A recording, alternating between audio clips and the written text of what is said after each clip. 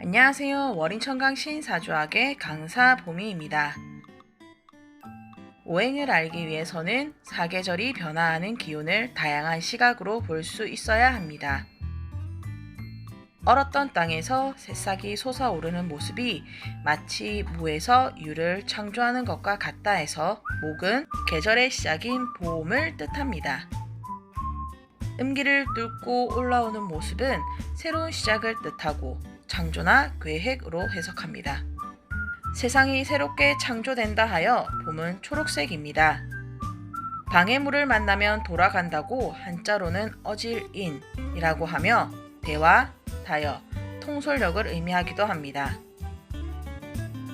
잠들었던 동물들도 겨울잠에서 깨고 따뜻하고 간지러운 바람이 살랑대는 계절이 바로 봄입니다. 결혼식, 졸업식, 입학식 등 새로운 시작을 뜻하기 때문에 청소년기에 비유합니다. 또 하루에 대입하면 아침이 되고 해가 뜨는 방향은 동쪽입니다. 이처럼 글자 하나에 다양한 해석을 할 수 있어야 합니다. 화는 화려하게 펼쳐지는 열정적인 아이돌 콘서트 같은 계절로 여름을 의미합니다. 낮 시간에 활동적인 움직임을 뜻하고 집을 구할 때 가장 선호한다는 남쪽 방향을 뜻합니다. 뚜렷한 양의 기운을 가지고 예라는 뜻을 가지고 있습니다. 이글대는 태양의 기운을 닮았다고 하여 빨간색을 뜻하고 전기, 영상, 가전을 의미하기도 합니다. 20, 30대 가장 활발한 청년기를 의미하며 많은 활동과 다양함이 있는 시기입니다. 매우 치열하기 때문에 장미의 가시 같은 시기로도 봅니다. 재미있고 유행에 뒤처지지 않기 위해선 복잡한 시내가 주 활동 무대입니다. 토는 양과 음의 기운을 연결하는 힘입니다.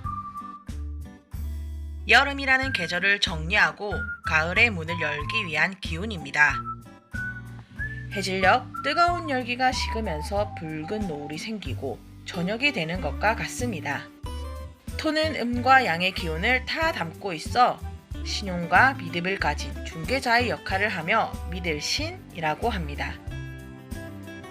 중앙은 황제가 지배하기 때문에 황제의 색의 황금색을 의미합니다. 금은 하강 운동으로 은행나무에서 은행이 떨어지는 가을이라는 계절로 가을 거지는 없다는 말처럼 먹거리가 풍성한 계절을 뜻합니다. 수확이 끝난 나무들은 메마르고 잎이 떨어지기 때문에 흰색을 의미합니다.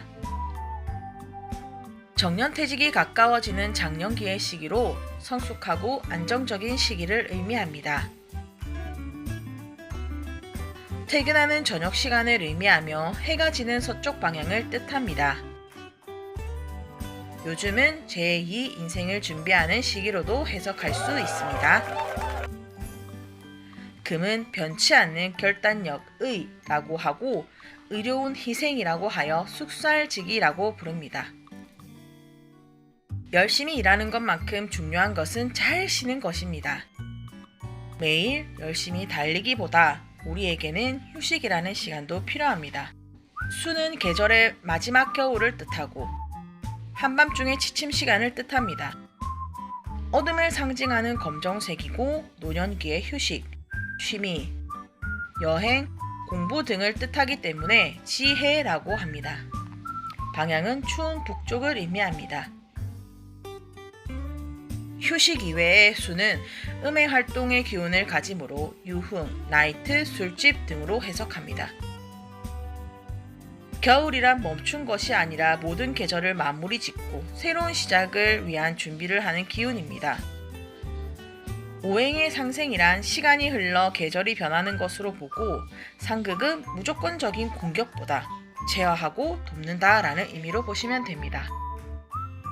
오행의 법칙은 사주풀이를 할 때는 적용하지 않으니 읽어보시고 오행으로 분화 과정을 이해하세요. 그 밖에 오행의 특징은 기초책 282페이지를 참고하시면 됩니다.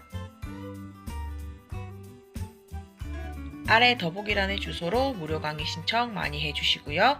마지막으로 좋아요와 구독 부탁드리겠습니다. 뿅!